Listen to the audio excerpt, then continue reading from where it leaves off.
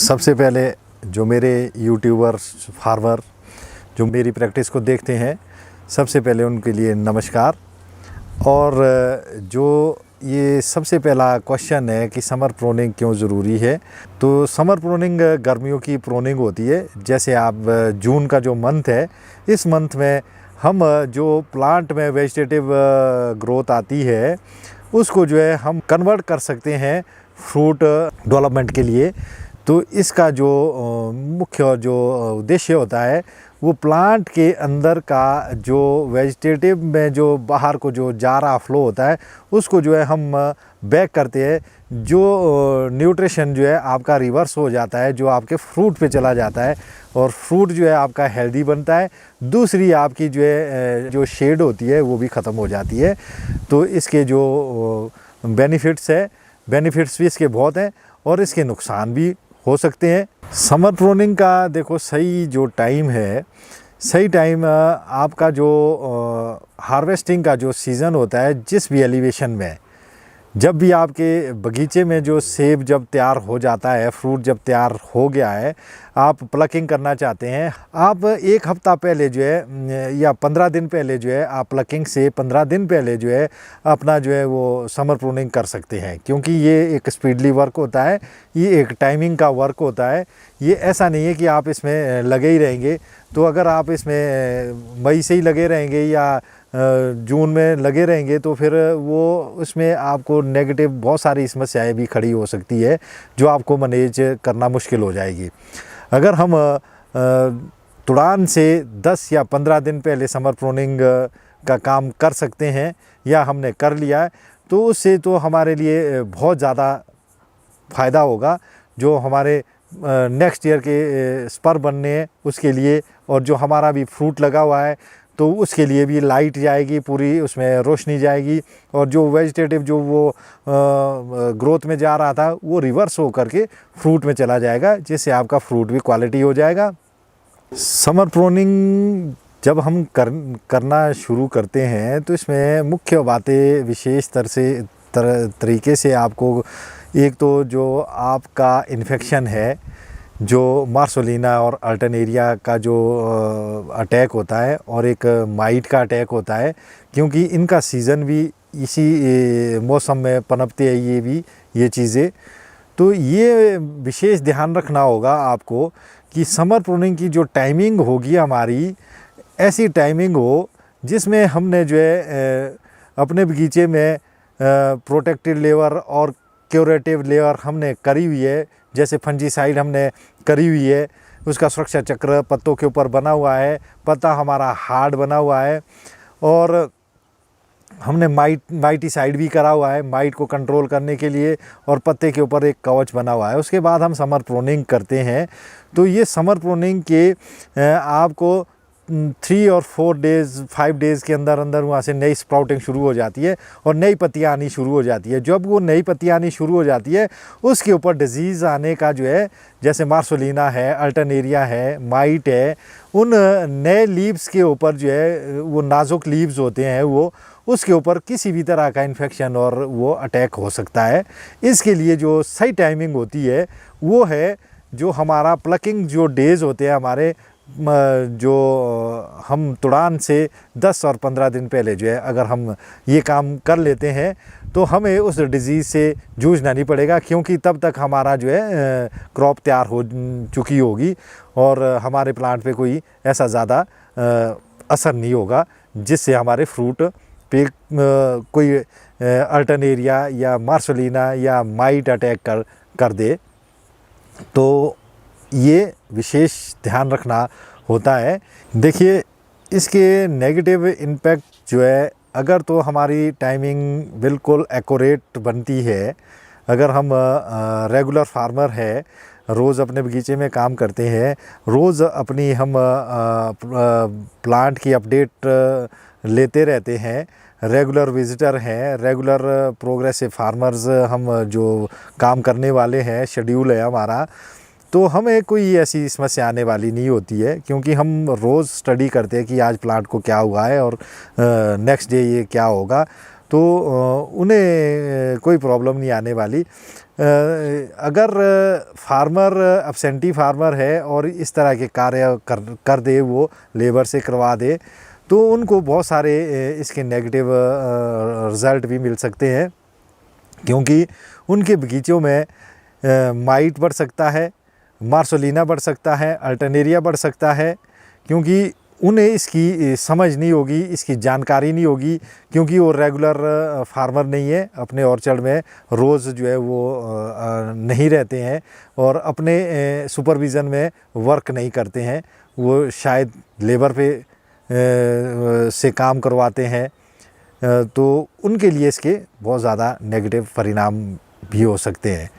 नहीं तो इसके पॉजिटिव ही परिणाम है, जो मेरे लिए तो पॉजिटिव परिणाम है, परंतु इसकी एक टाइमिंग है, इसका एक सही समय है, इसकी एक स्टडी है, इसके साथ आपको एक समझ रखनी होती है। प्लांट स्टडी बोल सकते हैं हम इसको, कि प्लांट की भाषा को आप समझते हैं तो आप इस कार्य को बखूबी कर सकते हैं। जब अब अपनी प्रैक्टिस में या समर प्रूनिंग में जब हम काटेंगे इसको, तो उसके बाद जो इसमें नई कोपले निकलती है, जो नई पत्तियां निकलती है, तो नई पत्तियां जो है बिल्कुल नाजुक होती हैं, क्योंकि उससे पहले जो जितनी भी पत्तियां थी वो हार्ड होती है, हमारी जो है वो लीव जो है स्ट्रॉन्ग होता है, हार्ड हो जाता है, उसके ऊपर हमारा माइटीसाइड भी स्प्रे हुआ होता है, फंजीसाइड भी स्प्रे हुआ होता है, उस पर एक सुरक्षा कवच होता है।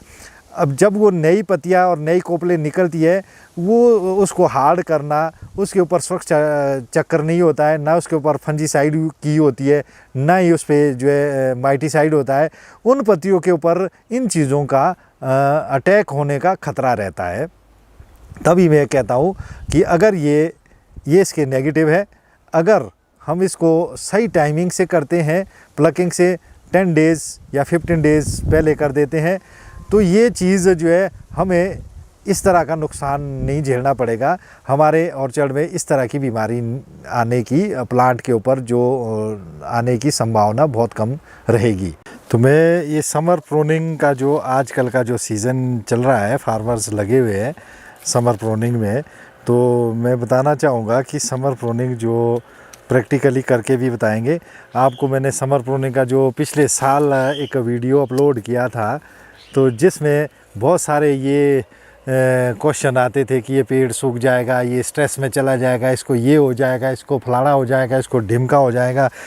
परंतु उसी पेड़ को मैं इस साल दिखा रहा हूँ कि इस साल इसमें कितनी क्रॉप है और कितना ये कंट्रोल में है और कितनी इसमें जो है बेरिंग हुई है, और इसमें इस साल कितनी कम समर प्रूनिंग भी पिछले साल तो ज़्यादा थी, क्योंकि इसकी ऑफ ईयर थी।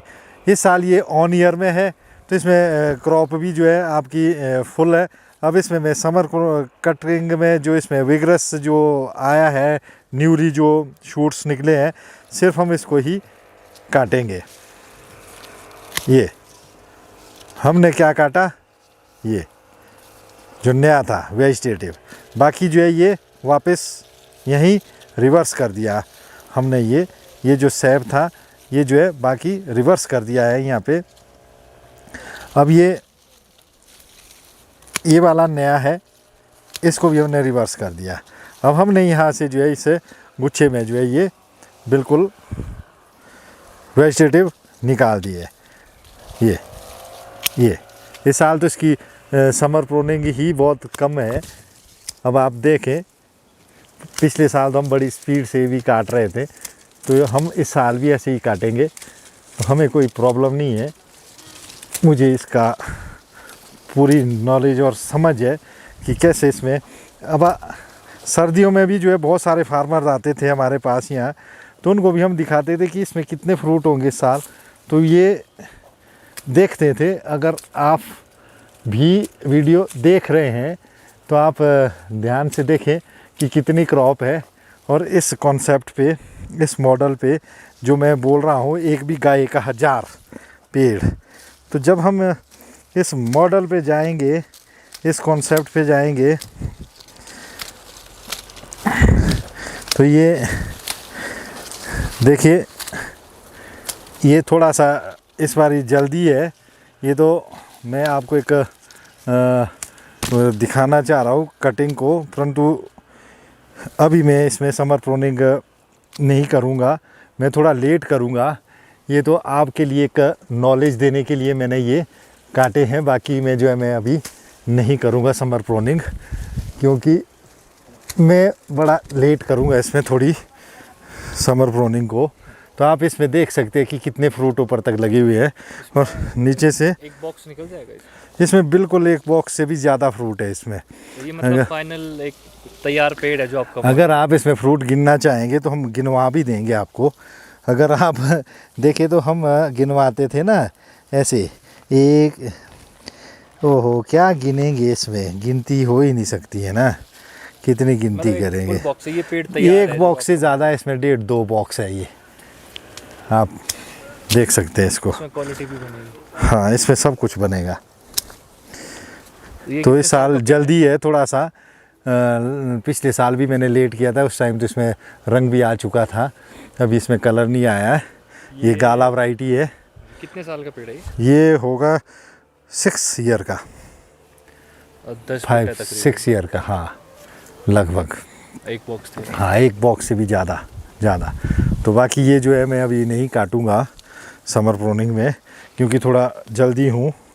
मैं थोड़ा इसको लेट काटूँगा, जब थोड़ा प्लकिंग के लिए हमारा एक हफ्ता 10-15 दिन रहेंगे तब हम इसमें करेंगे। वो भी उन पौधों में करेंगे जिनमें मुझे ज़रूरत लगेगी कि मुझे इसमें समर प्रूनिंग करनी है, क्योंकि समर प्रूनिंग ऐसा नहीं है कि रूटीन वर्क ही है कि करनी है। अगर नहीं करनी है, आपकी चीज़ें जो है जो आप चाहते थे वो आपके पास है, तो वो आपको नहीं भी करनी है, नहीं भी करनी पड़ सकती है। तो यही तो चीज़ें समझनी है, यही तो रेगुलर फार्मिंग है। रेगुलर फार्मर तभी तो मैं बोलता हूँ कि आपको रोज़ बगीचे में रहना है ना, रोज़ ही तो समझेंगे हम वर्क को कि किस पौधे में ज़रूरत है, किस में नहीं है, किस में करनी है, किस में नहीं करनी है। ये सारी बातें हैं।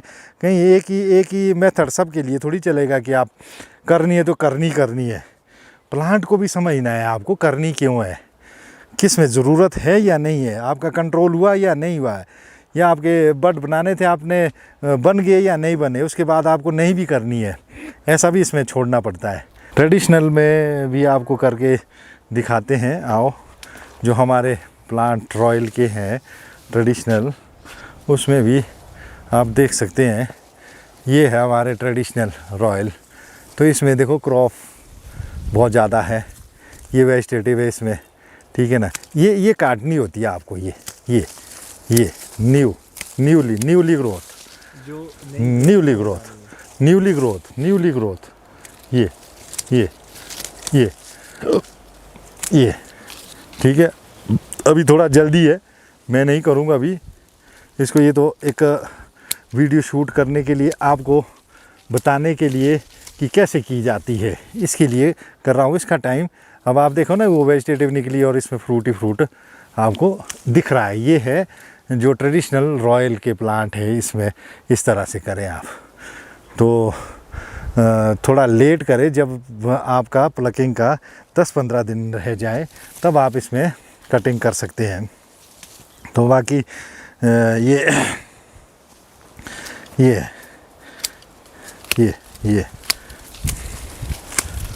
अब आप देखें, ये ज़्यादा विगर जा रहा है, इसमें मुझे ज़रूरत है इस प्लांट में करने की। तो हम काट रहे हैं। ये एक अभी जल्दी हूँ, मैं अभी आपको नहीं बताऊंगा कि आप भी करें, अभी थोड़ा आप रुके। जो फार्मर लग गए हैं जल्दबाजी में, तो उनको मैंने एक वीडियो डाला, इसमें इसके नेगेटिव्स भी झेलने पड़ सकते हैं, क्योंकि इस बारी मौसम जो है ऐसा ज़्यादा नमी वाला रहने वाला है। तो इस प्लांट को भी आप देखें कि कितनी इसमें क्रॉप बन चुकी है, कितनी इसमें लग गई है। और इसका एरिया देखिए आपके कितना है। ये बोलते हैं कि 1 बीघा में 1000 प्लांट, तो ये अब 1 बीघा में 1000 प्लांट ऐसे बनते हैं, वो ऐसे बनाने पड़ते हैं। ये एरिया इनका बिल्कुल कंट्रोल ये अब इधर दूसरा प्लांट भी है, ठीक है।